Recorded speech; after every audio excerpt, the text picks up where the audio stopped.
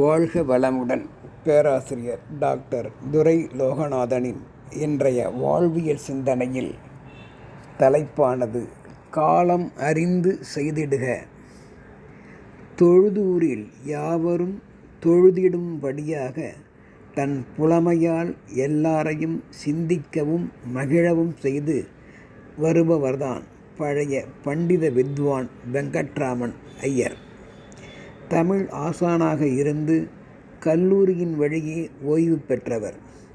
ஒருவரின் கல்வியும் செய்திடும் உழவு தொழிலும் நடக்க இருக்கும் திருமணமும் உரிய காலத்தில் பருவத்தோடு நடைபெறுதலே சிறப்பு என்பதை தன் ஓய்வு நாட்களிலும் தமது ஊக்கத்திற்கு ஓய்வு இல்லை என்றபடி எல்லாருக்கும் பல எடுத்துக்காட்டில் புரிய வைத்து வாழ்ந்து வருபவர்.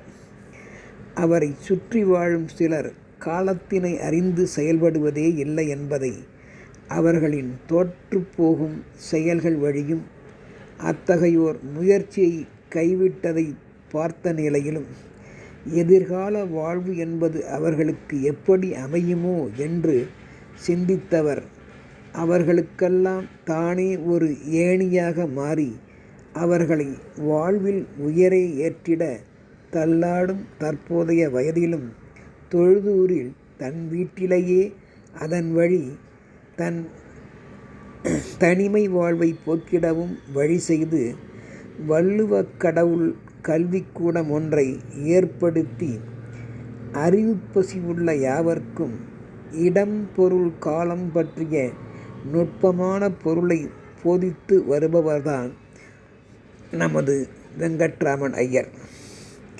வள்ளுவக் கடவுள் அறிவுக்கூடம் பலரது அறியாமையை போக்கியதுடன் வாழ்வில் சுறுசுறுப்பாய் முன்னேறிட அரிய கருத்து உரைகளை நாளும் எடுத்து உரைத்தது. முதல் நாளைய வகுப்பு பாடத்தை வெங்கட்ராமன் ஐயர் தானே முன்னின்று போதித்தார். காலத்தின் அருமையை முதற்கண் உணர்த்தி கூறுகையில், தொழுதூர் பெரியவர்களையும் சிறியவர்களையும் முதலில் வணங்குகின்றேன். ஆண் பெண் இருபாலரும் கல்வியின் இரு கண்களாய் இங்கே வந்து காது கொடுத்து கேட்பது எனக்கு மிகவும் மகிழ்ச்சி அளிக்கின்றது. மெத்தன போக்கால் தானே உணர்ந்து கற்பதினும் வல்லார்வாய் வழி கேட்டு உணர்தல் தெளிவான வழிகாட்டும் என்றும் நம்புகின்றேன். எனது பார்வையில் பள்ளிக்கூடம் மற்றும் கல்லூரி இருபால் மாணாக்கர்கள் தென்படுகின்றீர்கள். மட்டற்ற மகிழ்ச்சி. மாணாக்கச் செல்வங்களே, நீங்கள் காலம் அறிதல் பற்றி திருக்குறளில் பயின்று இருக்கலாம் அல்லது வேறு வகையான நீதி நூல்களிலும் பயின்று இருக்கலாம். நானும் அதை ஒட்டியே எனது அனுபவ கருத்துக்கள் சிலவற்றையும் சேர்த்து காலம் அறிதல் திருக்குறள் அதிகாரத்தின் வழியே நின்று ஒப்பிட்டு உரைக்கின்றேன். கேட்டு தெளிவு பெற்று குறிப்பெடுத்து அதை பல உரைக்கருத்துக்களோடு நீங்களும் சரிபார்த்து கொள்ளுங்கள். நான் சொல்வதை மட்டும் கவனித்து குறிப்பெடுத்தாலே போதும். அதுவே இன்றைய பாடமாகும். முதலாவதாக நான் கூற இருப்பது, நமது வளர்ச்சிக்கான எந்த ஒன்றையும் காலமாகிய உரிய பருவத்தில் முதலில் தொடங்கிவிடுங்கள். அவ்வாறு நீங்கள் செய்வதால் பிறகு நீங்கள் நல்ல நாள் கூட பார்த்திடாமல் அதையே வேண்டும் பொழுது தொடர்ந்து செய்திடலாம். வினை செய்தற்கு உரிய காலம் பெரும்பாலும் பகற்பொழுதே ஆகும். பகையை கூட வென்றிட உரிய காலம் பார்த்தே சென்றிட வேண்டும். காக்கையும் ஆந்தையை பகலில் வென்றுவிடுகின்றது அல்லவா? யோசிக்க வேண்டும். இரண்டாவதாக, உட்பகையை அந்த பகைவனை பகலில் வென்றிடுவர் நேர்மையாக. திருக்குறளிலும் பகல் வெல்லும் என்றதால் எதிராளி தன் ஒளியால் கண் பார்வையால் பகையை மழுங்கச் செய்து வென்றிடுவர் என்பதையும் அறிந்திடுக. மூன்றாவதாக, பருவம் என்றது பல மாதங்கள் வாரங்கள் அடங்கிய நீண்ட காலமும் அதனில் குறித்த சில சிறு வாரம் நாள் என்ற பொழுதுகளும் ஆகும். சிலர் எடுத்துரைக்கும் திசை புத்தியும் இதனுள் அடங்கும் என்பதை சிந்திக்க வேண்டும். வாழ்விற்குரிய பொருள்களையும் இளமை காலத்திலேயே அதை தேடிட முயற்சிக்க வேண்டும். எனவே காலத்தோடு பொருந்த எதனையும் செய்தல் எல்லா நலன்களையும் நாம் நீங்காது இருப்பதற்குரிய வழிமுறையாகும் என்பதை உணர்ந்திடுங்கள். மூன்றாவதாக, கடிகார கருவியின் வழியும் பருவநிலை அறிந்தும் செய்தால் எதனையும் அரிதாகச் செய்திடலாம். செயற்க அறியவும் முடியுமென்று உணர்ந்திடுக. செய்யும் திறனில் காலமின்றியும் செய்தல் முடியுமோ என்றால் அதற்கும் ஓரளவு காலம் வேண்டுமல்லவா என்பதையும் சற்று யோசியுங்கள். நான்காவது, காலமும் இடமும் அறிந்து செய்தால் உலகத் தலைமையாகிய அரசர்க்குரிய பதவி போலவும் பெற்றிடலாம். இடம் பொழுது அறிந்து செயற்பட்டால் உலகமே எதிர்த்தாலும் என்ற உட்பொருளை உணர்த்தவே ஞாலம் கருதினும் என்று திருவள்ளுவர் சொல்லியிருக்கலாம். ஐந்தாவது, கலங்காமையே அமைதி என்பதாகும் வாழ்வில். காலம் கருதி செய்பவர்களுக்கு தனக்கும் அதனால் நாட்டிற்கும் அமைதி ஏற்படும்.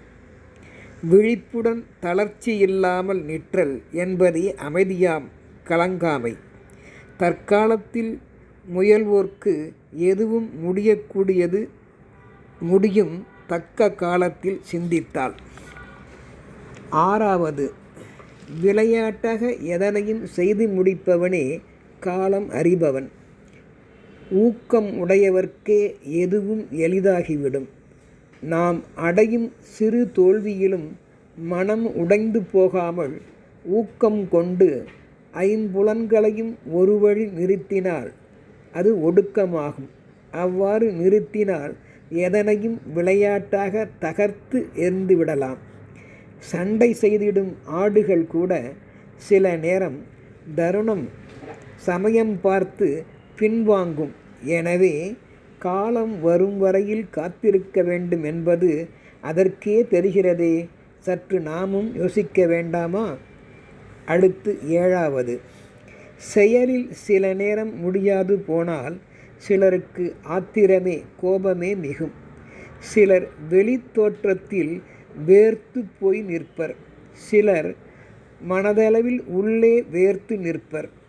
புறத்தில் வேர்ப்பது வலிமையை குன்றச் செய்துவிடும். உள் அகத்தில் வேர்த்திடுவோர்க்கு வென்றிட சூழ்ச்சி பெருகிடும். நல் அறிவு இல்லாதவர் தம் வினையில் தோற்றே போவார். காலத்துடன் அறிவும் இணைவதே நன்மையை தரும். அத்தகையோர் தம் செயலில் கோபத்தை காட்ட மாட்டார்கள் என்பதையும் உணர வேண்டும். அடுத்து எட்டாவதாக, எவரும் பகையை வெளிப்படுத்தல் என்பது நல்லது அல்ல. வெளிப்படுத்தி காட்டாது வெற்றிக்கான காலம் கனியும் வரை காத்திருப்பவரே வெல்லக்கூடியவர்.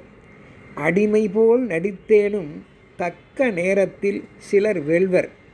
அதனால் உறக்கம் கூட சிலர் எடுத்துக்கொள்ளாமல் செயல் முடியும் வரை விழிப்புடன் காத்திருப்போரும் உலகில் சிலர் உண்டல்லவா? சிந்தித்து நோக்குங்கள். அடுத்து ஒன்பதாவதாக, மலரினும் மெல்லியது காலம். கடந்த காலத்தை மீண்டும் அடைவதற்கு அரியதே காலம். போனால் அது போனதுதான். அது மீண்டும் கிடைத்தற்கு அரியது. ஆனால் கிடைத்தற்கு அரியது மனித பிறவியே என்றும் ஒரு வகை சொல்லலாம். அதுவும் ஒரு வகை காலமே. அது கிடைத்திருக்கும் போதே, ஆம், அந்த மனித பிறவி கிடைத்திருக்கும் போதே செயற்கரிய செய்திடல் வேண்டும் பிறவியில் என்பதையும் யோசிக்க வேண்டும். இறுதியாக 10வது பார்ப்போம். நாம் எண்ணியது நிறைவேறும் வரையில், வலிமை நிறையும் வரையில் எவர்க்கும் ஒடுக்கமாம் அமைதி வாழ்வில் வேண்டும். ஒன்றை எண்ணும்போது செய்யக்கூடாது, செய்யும்போது எண்ணக்கூடாது என்கிறார். மேலும் எண்ணிய பின் துணிக என்று கட்டளையிடுவது போல் கூறுகிறார் வள்ளுவக் கடவுள். இதில் செய்பவர் மிக உயர்ந்தவர் பெரியவர் என்றாலும் சிறு மீன் போன்ற பகைக்கும் காலம் வேண்டும் என்பதை உணர்க.